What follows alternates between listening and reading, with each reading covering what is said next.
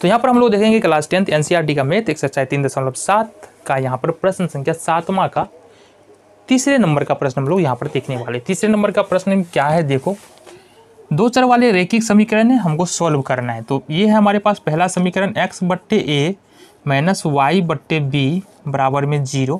दूसरा समीकरण है ax प्लस बी वाई बराबर a square plus b square. तो दो इक्वेशन हमारे पास इस तरह से दिए हुए हैं, ठीक है जी। ये इक्वेशन हमारे पास दिए हुए हैं। करना क्या है तुमको, अगर समीकरण 1 को सॉल्व करें हम क्या लिखेंगे, समीकरण 1 से पहले तो थोड़ा सा हम इसको तोड़ मरोड़ ले।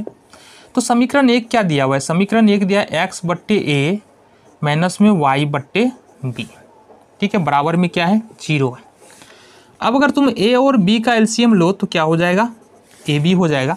a से ab में डिवाइड करेंगे तो हो जाएगा b, तो ये हो जाएगा तुम्हारा b को x से गुना करेंगे bx हो जाएगा, माइनस है तो माइनस लिए। ab में यदि b से डिवाइड करे तो a बचेगा, a को गुना कर लो y से तो ay हो जाएगा, सिंपली भिन्न का घटाओ बराबर में 0। ये हो गया तुम्हारे पास bx माइनस ay बराबर में 0, ठीक है, ये हो गया तुम्हारे पास। इसको मान लेते हैं अपन इक्वेशन नंबर 3, ठीक है। अब क्या करना है, अब लिखेंगे अब समीकरण नंबर सेकेंड एंड थर्ड से दोनों के एक जगह लिख लेते हैं। सेकेंड क्या हमारे पास ax प्लस बी वाई बराबर a square plus b square, और थर्ड जो हमने निकाला है वो निकाला है bx माइनस ए वाई बराबर में 0। अब एक बात समझो, लुप्तीकरण विधि का हम लोग यहाँ पर प्रयोग करने वाले हैं। और लुप्तीकरण विधि क्या कहता है कि कोई या तो x का टर्म x पद का ये x वाला पद का गुणांक बराबर हो या y वाले पद का गुणांक बराबर हो, ये लुप्तीकरण विधि बताता है। तब जाकर हम एक पद लुप्त कर सकते हैं। लुप्तीकरण में तो वही करते हैं, एक टर्म हमको लुप्त करना होता है। लेकिन यहाँ पर x का गुणांक a है पहले समीकरण में, दूसरे में b है, y का गुणांक पहले में b है और दूसरे में a है, मतलब बराबर नहीं है। तो बराबर हमको करना पड़ेगा। आओ कैसे करते हैं बराबर, पहले समीकरण में x का गुणांक a है, दूसरे समीकरण में गुना कर देंगे इसे। दूसरे समीकरण में x का गुणांक b है, पहले समीकरण में गुना कर देंगे b से, गुना किया हमने। अब ax को यदि b से गुना करें तो ये होगा abx, प्लस है तो प्लस लेंगे यहाँ पर। by को यदि b से गुना करेंगे ये हो जाएगा b स्क्वायर y, बराबर में a स्क्वायर को b से गुना करेंगे तो ये होगा a square b, b square को b से गुना करेंगे तो प्लस में हो जाएगा b क्यूब, ठीक है। इसी तरह से a को गुना करें b से तो ये होगा abx, माइनस में यहाँ से a को गुना करें a से तो a स्क्वायर y, देन बराबर में हम ले लेते हैं यहाँ से 0, a को 0 से गुना करेंगे 0।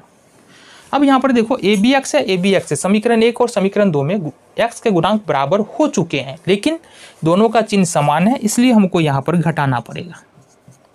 तो लिखेंगे घटाने पर, घटाते मतलब नीचे का चिन्ह क्या होगा, बदल गया, बदल जाएगा, तो बदल दिए हमने। अब abx से abx प्लस में है, माइनस में 0 हो जाएगा। क्या हुआ हमारे यहाँ पर, ये बच रहा है हमारे पास a square y plus b square y बराबर में 0 का तो कोई मतलब ही नहीं है, ऊपर में बच रहा है यहाँ से a स्क्वायर बी और प्लस में बी क्यू। इससे आगे हम इस साइड देख लेते हैं क्या बच रहा है हमारा, यहाँ से a square y b square y, यहाँ से y अपन कॉमन ले सकते हैं, तो y हमने कॉमन ले लिया, बच जाएगा हमारे पास a स्क्वायर प्लस में बी स्क्वायर। गौर से देखो ना, y हम कॉमन करेंगे a square plus b square बच जाएगा। यहाँ से कॉमन कुछ आ सकता है क्या, इस वाले में से कुछ कॉमन आ सकता है क्या, b कॉमन आ जाएगा, b यहाँ भी है b यहाँ भी है, तो अगर हम यहाँ से b कॉमन ले तो ये भी हो जाएगा a स्क्वायर प्लस में बी स्क्वायर। देखो ना b बाहर चला गया, a स्क्वायर बच गया, यहाँ से b बाहर चला जाएगा, b स्क्वायर बच जाएगा, तो ये हो गया हमारे पास।